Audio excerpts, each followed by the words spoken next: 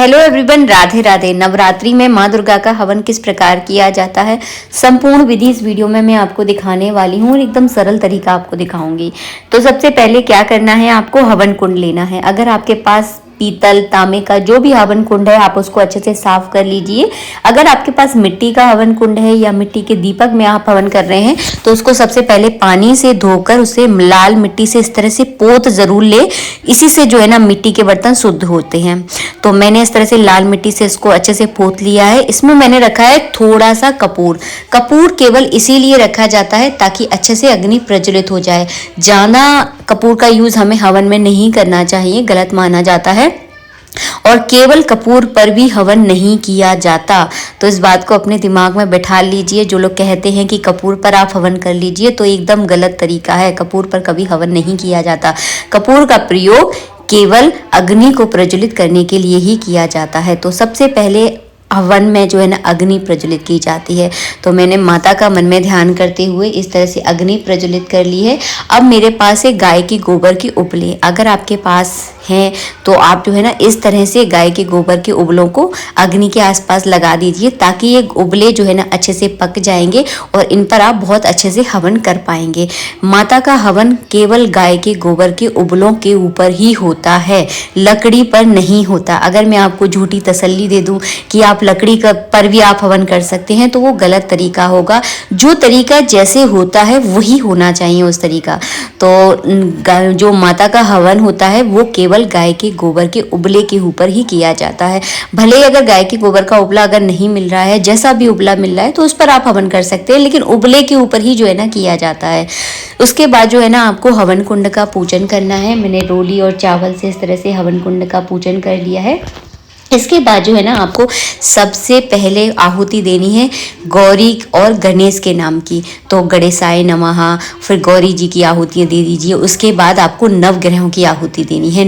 हमारे 9 ग्रह होते हैं। सूर्याय नमः, तो सूर्य से आपको चालू करना है और पूरे 9 ग्रहों की जो है ना आपको इस तरह से आहुतियाँ देनी है। इसके बाद अगर माँ भगवती का आपका कोई मंत्र आता है तो माँ भगवती के नाम की जो है ना आपको 11, 7, 11, 21 आहुतियाँ आप दें।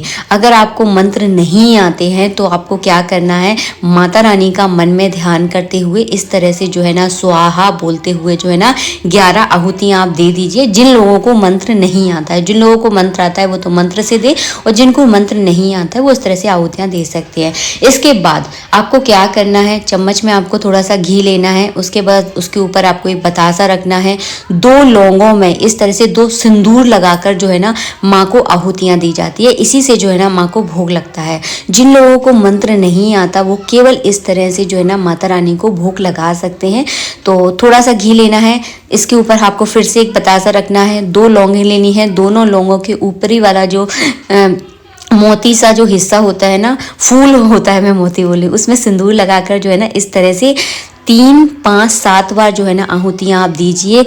आपका हवन जो है ना एकदम सफल हो जाएगा, क्योंकि माता का जो हवन है वो इसी प्रकार किया जाता है। अगर मंत्र नहीं आते तो कोई दिक्कत नहीं है, केवल मन में जो है ना माता का मन में ध्यान कीजिए और स्वाहा बोलते हुए जो है ना इस तरह से आपको 3, 5, 7 बार जो है ना आप आहुति दीजिए। इसके बाद जो है ना आपको क्या करना है, घी से आचमन करवाया जाता है। जब भोग लगाते हैं उसके बाद जल पिलाया जाता है। तो माता को जब आहुतियाँ दी जाती हैं उसके बाद जो है ना घी का इस तरह से आचमन करवा दीजिए, और हाँ, स्वाहा आपको ज़रूर बोलना है। इसके बाद आपको लेना है गूगल। देखिए इस तरह का, देखिए गूगल होता है, तो इसकी धुनी जो है ना नवरात्रि में हमें जरूर देनी चाहिए। तो थोड़ा सा गूगल जो है ना मैंने इसी अग्नि के ऊपर रख दिया है। ये बहुत अच्छे से जो है ना प्रज्वलित हो जाएगा और पूरे घर की वातावरण जो है ना एकदम शुद्ध हो जाता है। घर में किसी प्रकार की कोई निगेटिविटी है, कोई दिक्कत है, तो इससे जो है ना धीरे धीरे वो सारी चीज़ें जो है ना खत्म हो जाती हैं। तो इस हवन को आप चाहें तो सुबह कर सकते हैं, आप चाहें तो शाम को कर सकते हैं, अपनी सुविधा के अनुसार देख लें। और नवरात्रि के 9 दिनों में आप इस तरह से हवन जरूर करें। जिन लोगों को मंत्र आता है वो मंत्रों के द्वारा हवन करें, जिन लोगों को मंत्र नहीं आता उनको मैंने बता दिया है। माँ का मन में ध्यान करते हुए स्वाहा बोलते हुए आपको घी की आहुति देनी है, फिर बतासों का इस तरह से भोग लगाना है।